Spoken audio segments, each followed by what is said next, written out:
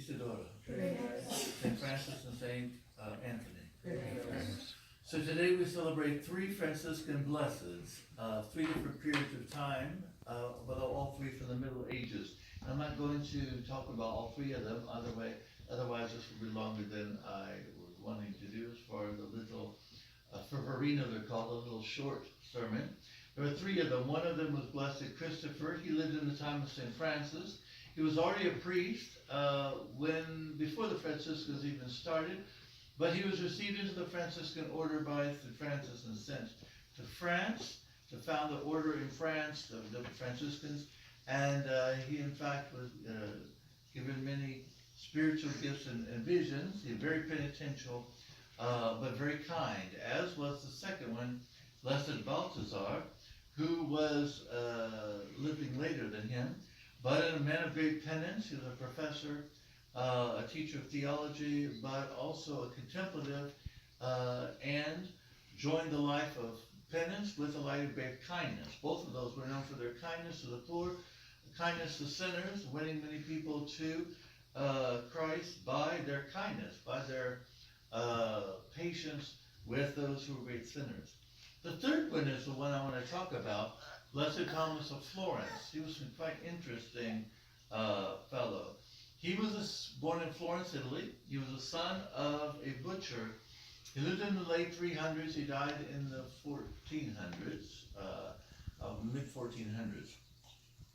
So he began life, the son of a butcher, and when he was an older teen, I guess, he fell into the wrong crowd. So he began to do more and more things he shouldn't have been doing, and got caught up, in fact, into a life of debauchery, a life of just partying, basically. He was a party animal in the 1300s. He partied, he was involved with the wrong people, he was a total mess, and he was so bad that the parents of a number of the kids wouldn't allow their children to have anything to do with him because his reputation was so bad.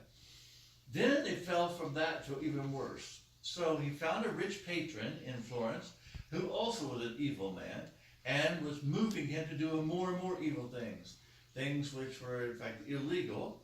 He got caught up into this life of working for this wealthy fellow and doing things, as I said, he shouldn't have done. However, a crisis situation happened because there was a crime committed in Florence which would have brought a great deal of punishment to him. And he was accused of something evil, except he didn't do it. He did plenty of other stuff, but he didn't do that. So he tried to convince them that he didn't do this crime, and they weren't buying it, the authorities. So then he went to his rich patron, who had been his friend, supposedly, and had been pushing him into all sorts of stuff he shouldn't have been doing. And that person would have anything to do with him at all, once he got in trouble with the law. And in fact, as he kept going back to this person's house asking for help, the person never replied, but his doorman, I guess, told him basically, don't come back because your reputation is horrible. That's because they knew very well, because he was already bad at reputation, and the owner of the rich man was also a bad reputation. So then he was stuck alone, without any way to solve this problem, and no help from his supposed friend who was wealthy and got him into all this kind of stuff in the first place. So then, as he was in this trouble, a priest met him and tried to speak to him about his soul. He didn't want to hear anything about it at first, but then the priest kept being perseverant, very kind, and then finally he opened up and just told him all his problems and how he was in trouble with the law, and there was no way to prove that he didn't do this crime. But then the priest helped him to defend himself so that he was able to prove he didn't do the crime.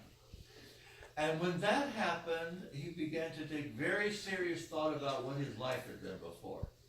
And so instead of partying all the time or getting involved with stuff he should have done, he was, as doing his duty of state, he was devoting his life to prayer, to helping the poor, and after a little while of that, he decided to join the Franciscan order and become a brother.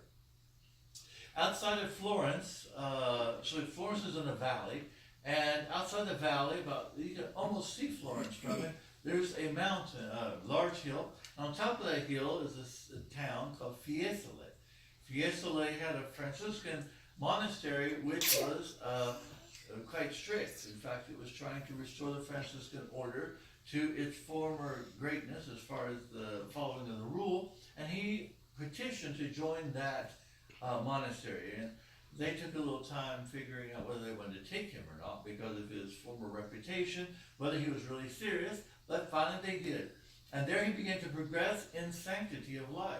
So from being a total wild thing as a young guy, suddenly now he's quite serious in the spiritual life.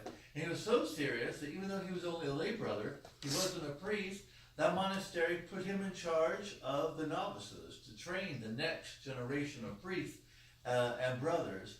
The Pope called him, in fact, to preach with a band of Franciscans against one of the group of the heretics of Fraticelli, and they were so successful that ended the Fraticelli was over. There were none of those left. And then the Pope sent him east into the area where the Orthodox were. So this is the time when there was talk about the reunion between the Orthodox, that they would come back to the Catholic Church. And so he was sent to the east to try to win over the Orthodox. And after being nearly killed there, he was sent back to Rome finally. He was hoping to be a martyr, but didn't die a martyr, and died on his way back to Rome in about 1450. So in that life, it should teach us a lesson, one, that we shouldn't judge before the time.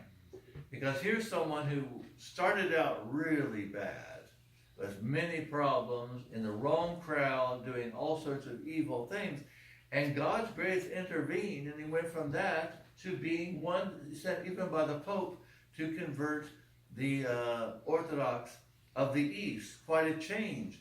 Who, when this guy was totally wild, would have even dreamed that he would have ended up a Franciscan brother and sent by the Pope or by his superiors to preach?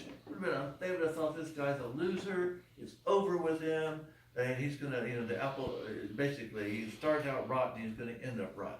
So it didn't happen that way. God's grace is more powerful than sin. And in the life of Blessed Thomas of Florence, we see this starting out really bad and ending up really good, so that by the end of his life, he had a reputation for sanctity. And after he died in 1450, there's been a constant devotion to him where he's buried until our own day. It's a lesson for all of us to trust in the grace of God and not to give up hope when things seem like whoever we're praying for, or whatever situation it might be, is hopeless. There ain't anything hopeless. Because God's grace is stronger than sin, as it was with Blessed Thomas of Florence. In the name of the Father, Son, and Holy Ghost.